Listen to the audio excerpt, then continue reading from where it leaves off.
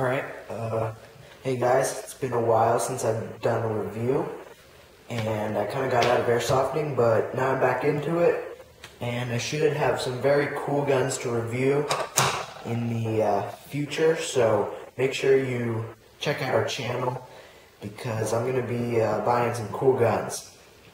So today, I am reviewing an A&K Masada. This has been aftermarket upgraded by me because the performance stock wasn't all that great. You know, what I really hate to hear is every single review anybody does, oh, this gun is great. I'm not really here to do that. I'm going to tell you exactly what's good and what's bad on the gun. In the end, it's going to be your choice, but hopefully I'll help you out. So, right now, I'm going to review it based on its stock performance, but right now it has a tight bore barrel, a new motor, new gears, a new bucking, and a lipo and a MOSFET. That's what I did to it. I'm not sure what you did to it. You can see I have Deans coming out the front. Anyway, so we'll start with the back, and I'll go from externals into internals. On the back, we have a 6 or 7, not positive, stock. And the one problem with this is it's pretty nice build quality. It's made of some polymer. Not really a lot of manufacturing lines to it with the cheap replicas. The problem I have with this is that you can pull it out and it will slide out, which is a problem if you have a sling. Same with this sling mount. I really do not like this sling mount because it's inconvenient. It's just not a good sling mount. It's not a good one-point sling mount. I don't like it. But the main point of this is that this will slide out without pressing the button. So you got to be aware of that. The butt pad, butt stock is pretty nice. It's made of a nice rubber texture. And then moving on, you can see that there is a button right here. You can press that in and it folds in like that. I'm not a big fan of this. You have to have the stock fully in. You can lock it in place. I don't really use the gun like this. I like to have the stock out like that, right? So that wasn't a great feature for me. As you can see, moving on, the selector switch on this side has already fallen out. Because it just happens. Selector switch on this side, still on, but I don't like this selector switch. You can see it just kind of moves around, doesn't really do anything. It's not a hard clicking, it doesn't lock into place like some gas blowbacks or a couple quality AEGs. This has terrible, it's right in the middle of semi-auto and safety, and I'm pretty sure it's going to fire yeah, it'll fire like that. So the selector switch is bad. I honestly don't know what to do with it. Right here you can see we have the mag release. Alright, we have a cool couple of features. My bolt is pretty messed up. I generally don't play with it. It's not really fragile, it's just not the best.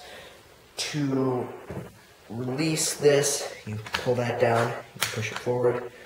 Alright, let's see what else. We have this. There's some nice texture on it, actually. You can see there's a seam. It's kind of hard to see it, but there's a seam back here on the back of the handguard. I guess some handguards have that, most handguards, but it was just something to look out for. Motor, I have a KWA motor. I took off my KWA 2GX. I had to wedge it in there. I don't know why, but you had to wedge it in there. Then we have this front sight right here. Flip up, flip down. Not really great quality. I would recommend an optic, something to replace it.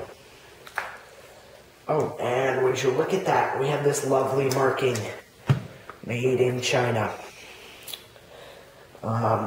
Yeah, that's the reason why you go with the Magpul.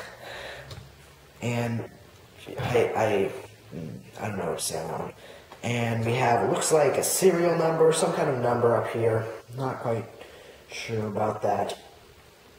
Moving on, we have the mag. Well, you can see I have a M4 mag in here right now. I'm pretty sure it came with a P mag. I'm not a huge fan of high caps, so I generally don't use high caps. I'll use mid caps. I'll make another video on that. There's a pretty big argument on why you should use high caps or why you should use mid caps. Not going to get into it in this video. I have a feeling there's going to be a lot of flamers on YouTube in the comments. Anyways, then we have the handguard. You can see the pin is right here. You pop the pin out, and you can, it's right here, and you can slide the handguard off. Inside, you put your battery. I have a MOSFET in there. It's kind of stuck in there, so what I do is I put a battery bag right here, and I just have the battery bag connected to right here. I have an 11.1 running, pretty bad fire rate. I mean, even with the stock, the stock internals, this thing has a bad fire rate. With an 11.1, it only shoots like 18. My KWA, I threw a high-speed motor in there and a little better gears, and it shoots 30 with a 7.4. I did a couple other modifications, but this thing just doesn't have good rate of fire. Moving on, you can see that this was dropped. Actually, not dropped. What happened was, this stock, I had a sling on it, I didn't realize it, and it pulled out, and the gun hit the ground like this. So that's why you got to be aware of it. I was pretty pissed off when it happened.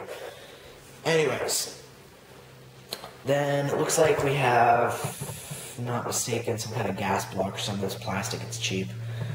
The quality of the rail, the rail is metal. It's nice. Don't have any gripes about the rail. The front side is absolutely terrible though. It's this plastic material. It's bad. I would recommend, like I said, getting an optic. Alright, so the final word on this gun.